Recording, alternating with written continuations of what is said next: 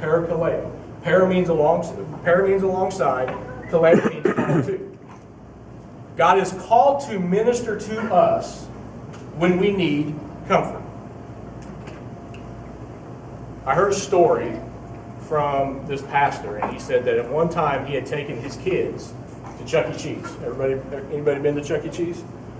Okay. What's the big thing in Chuck E. Cheese that all the kids are kind of drawn to, but they don't really want to go too close to? The mouse. Right? The mouse. Every kid, you go to Worlds of Fun, you go to Six Flags, there's always these creatures that the kids are drawn to, but they don't really want to go close to. Now, as parents, you go in, you drop a ton of money, and guess what? They're going to go see the mouse. Right? Anybody ever had trouble dragging their kids to go see the critter? You? All right, tell me the story. Were you scared of it? You scared of everything? Scared of the Easter Bunny. Scared of the Easter Bunny. You used to be scared of it. So, how did you help him overcome that fear? Or did he?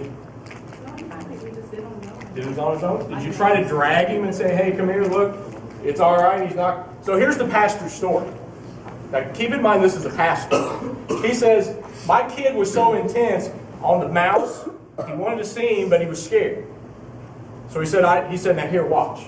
I'm going to go up to the mouse to show you that your dad's going up to him, you don't have to be afraid. So he comes up and he goes, hey, mouse, look, I want to show my son that you're not to be afraid of.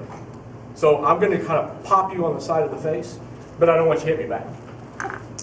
I didn't know why he was going to pop him. I mean, hug him or something, but not pop him. But this is the story.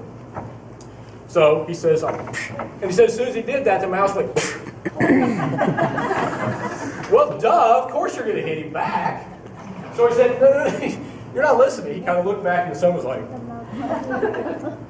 he said, now look, my kid's watching. I dropped $177 in this place so my kid could see you be nice. I'm going to do it again. I want to pop you in the face. Don't do anything. So guess what? Popped him in the face, and what happened? And only this time he hit him harder. So he's like, all right, look. Now he's throwing down with Mickey. No more. Kid's about to cry. Don't do it again. He said as soon as he got his hand up, the mouse did this. And he said, now I wasn't always a pastor, so I grabbed him in the headlock and started doing this. He said, true story, I started wailing on his face. And he said, what happened is there were some of my congregational kids over there going, Mom, the pastor's hitting the mouse. And he said it was all over with. But the point he was trying to get across is, as parents, when there's something that is frightening them, and we want them to make sure that they don't have to be scared, what do? Come on, come here with me. As long as you're with me, you don't have to be afraid. Bad example, because the kid probably was scarred and never went to Chuck E. Cheese ever again. But if you think about it, especially Dana, because when I first met Dana was this mountain of a dude, right? I mean, he's still a big guy, but I come down from St. Joe and I was just, not Ozarkian at all.